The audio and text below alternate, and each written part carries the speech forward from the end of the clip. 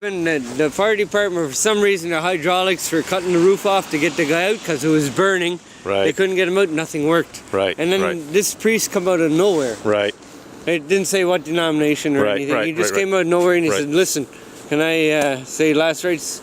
And the fire department said, "Yeah," because none of the hydraulics could work. They couldn't get him out. It was on fire and the guy was half dead anyway. Right. And you know what?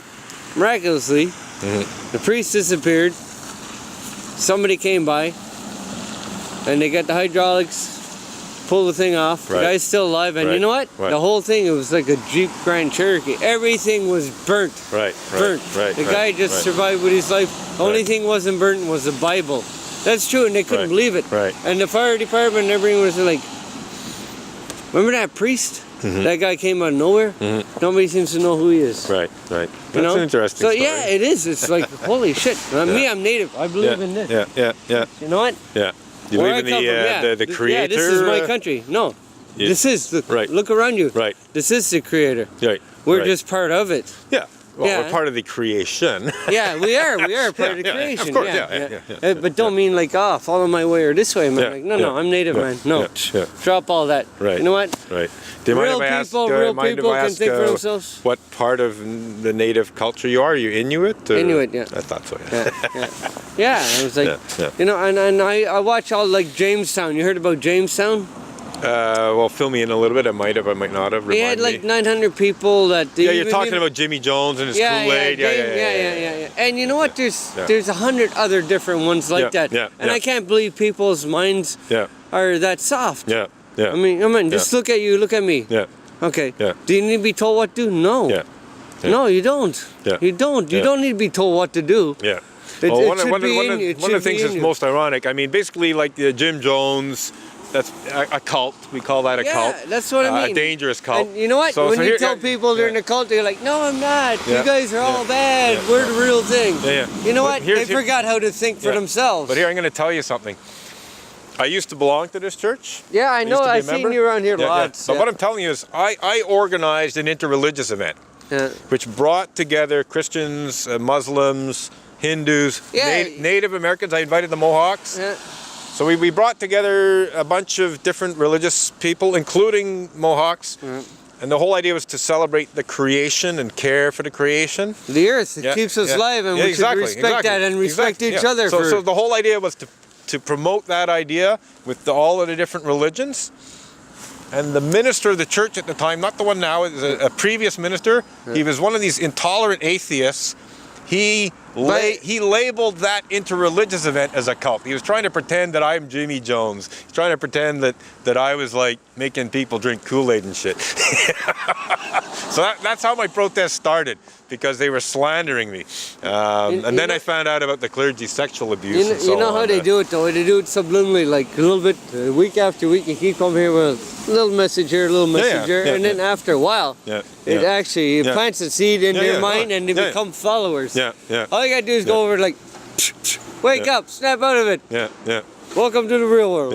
It's not that easy. And get away from there and go out for a week, go down the road, do whatever you gotta do, but do it by yourself. Do your own free thinking. Bang. I'm doing my own free thinking right now. Don't snap them out Nice talking to you. What's your name, by the way? Marcus. Robin. Nice to meet you. You too, buddy. À la prochaine. Okay, so Marcus is going to be on YouTube. Had a nice little chat with him. And it's kind of funny he brought up the whole issue of cults. He's sort of insinuating that the Unitarian Church of Montreal is a cult based on what he was saying, if I understood him correctly.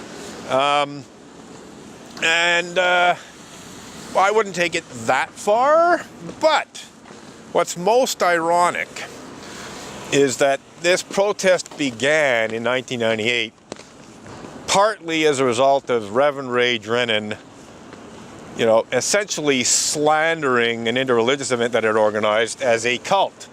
And he meant that in the worst possible way. When he said cult, he meant, you know, Jim Jones and the Kool-Aid, he meant Heaven's Gate, he meant Solar Temple, he meant that kind of dangerous cult. And so that was one of the issues I was protesting against. Most ironically, when I challenged Ray Drennan, when he said, "You're cult," my first question was, "What do you mean by cult, Ray?" And his answer was, I mean a manipulative and secretive religious group. Exact words. Well, guess which religious group has been manipulative and secretive throughout this whole thing? It's the Unitarian Church of Montreal. It's the Unitarian Universalist religious community as represented by the Unitarian Universalist Association.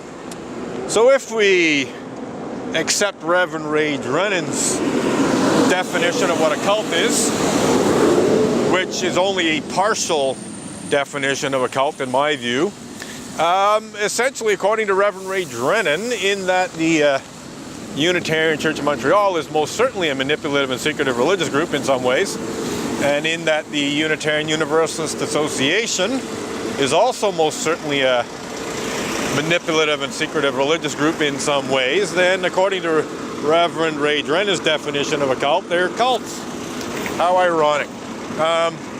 Like I said, I don't personally make it that simple, but the fact remains that the Unitarian Church of Montreal and also the Unitarian Universalist Association have behaved in ways that can be reasonably described as similar to how some cults behave. One of the main indicators of a cult is that the leaders of the cult are basically above reproach. They cannot be held accountable. They're not held accountable. They're basically untouchable. And unfortunately, that pretty much describes Unitarian Universalist clergy. They basically get away with all kinds of stuff because they're not held accountable by either the church locally or by the Unitarian Universalist Association. There's literally hundreds of cases of clergy sexual misconduct. Literally a minimum of 400 congregations affected by clergy sexual misconduct, and more like 600 or 700 or more, and only about 20, as I understand it, only about 20 Unitarian Universalist ministers have ever faced any kind of disciplinary action as a result of clergy sexual misconduct. So there's a huge disparity between the number of congregations affected by clergy sexual misconduct and the number of ministers that have actually faced a little bit of accountability for clergy sexual misconduct. Well, I'm done here. Just going to grab my stuff and go out. I might even miss the bus I want to catch. I got a little distracted with the conversation with Marcus there, but we're done for today.